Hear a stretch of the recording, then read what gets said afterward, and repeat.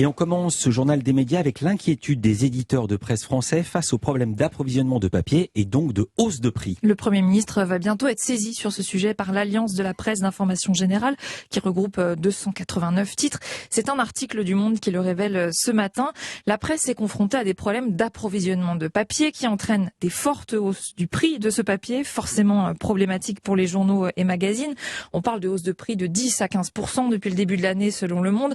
Bientôt plus, le 1er janvier prochain, les prix devraient augmenter de 40% par rapport au 1er juillet. Alors quelles conséquences, quelles répercussions pour la presse ? Eh bien, il faudra bien compenser d'une manière ou d'une autre ces hausses de prix. On peut imaginer que le lecteur devra peut-être payer plus cher son journal ou son magazine en kiosque, ou bien pour le même prix avoir moins de pages dedans ou dans un papier plus fin, moins coûteux certes, mais de moins bonne qualité. Et les éditeurs de presse s'inquiètent, eux, d'un impact possible sur les numéros spéciaux qui seraient plus durs à produire.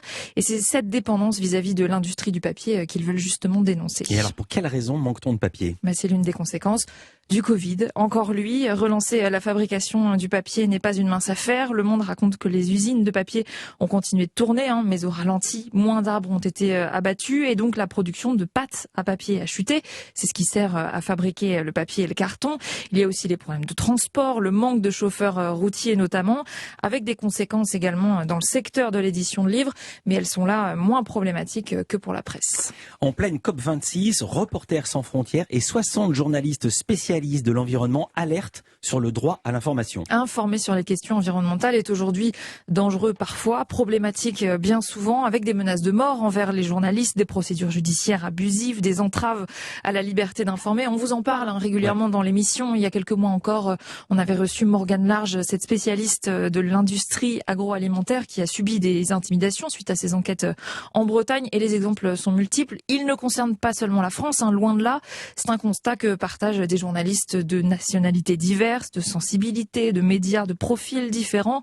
D'ailleurs, au moins 21 journalistes ont été tués dans le monde ces 10 dernières années pour avoir enquêté justement sur ces sujets, d'après RSF. D'où cet appel à respecter le droit d'informer sur les questions environnementales, car c'est un principe qui existe depuis 1992, depuis le sommet de la Terre des Nations Unies à Rio, il y a presque 30 ans. Donc, voilà ce qu'il dit. Chaque individu doit avoir dûment accès aux informations relatives à l'environnement que détiennent les autorités publiques. Ça n'est pas toujours le cas.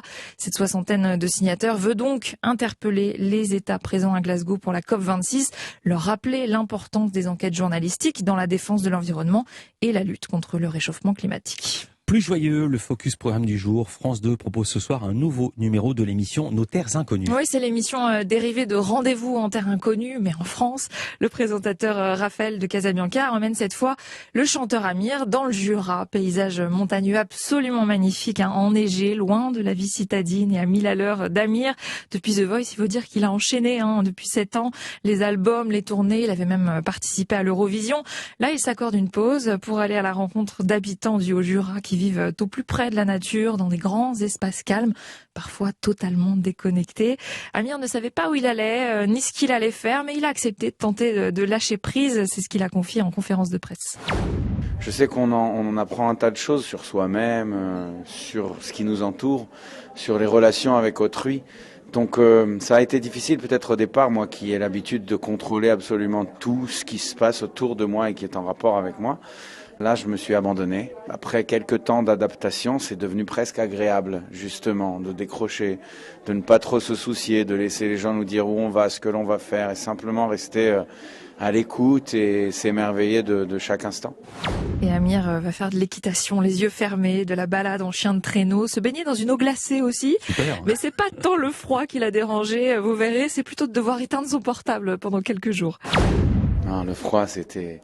En degré de difficulté, c'était degré 2 et la gestion du téléphone ou la confiscation du téléphone, degré 8 de difficulté pour moi, quoi. Je préfère vivre nu dans le pôle Nord et avoir une connexion que l'inverse.